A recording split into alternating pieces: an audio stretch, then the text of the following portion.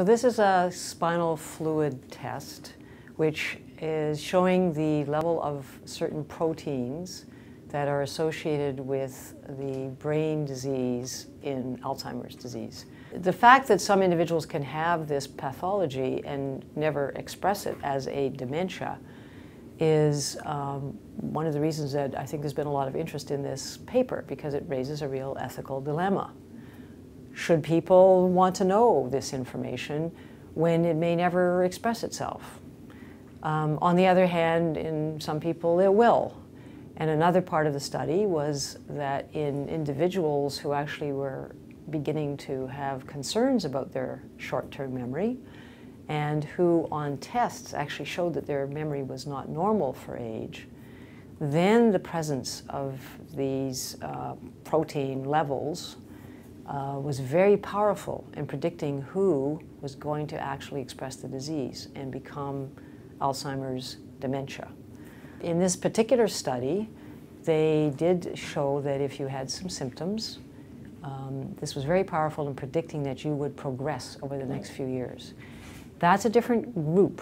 That's where it may be very important eventually to have this information, because there might be something you could do about it, and because you have a high risk of progressing. In fact, 100% of the individuals in a sub-study where they confirmed Alzheimer's disease post-mortem after death at pathology, 100% of those who had the profile in the CSF went on to have Alzheimer's disease.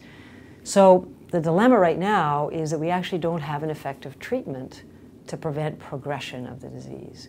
But the reason there's so much interest in this is there is a lot of development going on in the field of discovery of Alzheimer's treatments, which means that we may have, let's say, in the next 5 years, maybe longer, some powerful ways to control the disease pathology. In that situation, you would really want to have people at a mild stage, because there's probably more you can do to prevent the full development of the disease. You may also want to treat people who actually have the dementia, but being able to prevent the dementia would have a huge benefit to society. So that's why there's so much interest. And it may be that if normal people were known to have this present in their spinal fluid or on an imaging test, maybe they'd be followed more closely. But then you have to trade off all the worry and all the concern when in fact we don't really have a treatment yet. So I think all of the interest in this result that was you know, in the press and a lot of questions in our clinics and so on is because people want to know, should I know? Should I go and have this test? And the answer is right now, if you have Alzheimer's dementia in your specialty clinics, we have other ways of also, you know, being reasonably sure that you have the disease. But these spinal fluid tests may become something that will be part of the diagnostic workup. It isn't the case right now. The government who funds most of these tests would have to review it carefully and decide, but the evidence is mounting that this may be useful. And incidentally, in the Alzheimer's disease neuroimaging project, there are 5 Canadian sites. Sunnybrook is one of them. So we have contributed to this study indirectly through the patients in the study that we have been looking after. As far as I know, it actually isn't available in Canada.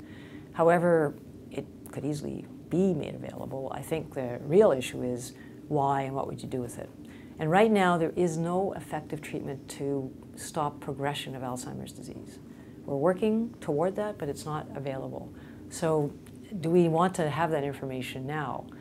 I think it's important to know that it will be available in the future should we have something we can actually do about it. But you know, one of the problems with screening is you don't want to screen just for the heck of it. You actually want to be able to do something for it. Otherwise, people will get very nervous and upset because they may think their future is worse than it actually is. So you always have to be careful about how you go about screening when you don't have anything specific to offer. It's quite different, let's say, for mammography, but even that's a bit controversial. But I mean, if you find a cancer very early, then you can do something about it, right? And you can save lives. That's a huge incentive to have it done. We're not really there yet in Alzheimer's disease treatment. Hoping to get there. My message is that there's a lot of research activity that's leading to better ways of objectively identifying the disease. This is good. This is very important. But we're not at a stage yet where we have truly effective disease-modifying therapies, where we can stop the progression of the disease or prevent the development of the disease. So our tools in some ways are ahead of what we're able to actually treat. And so I think the message is stay tuned, you know, keep informed, because there's a lot happening. I mean, every month almost there's a lot happening. But we're still a way off from having the right treatments and understanding this very complex disease well enough to be able to effectively prevent it or treat it.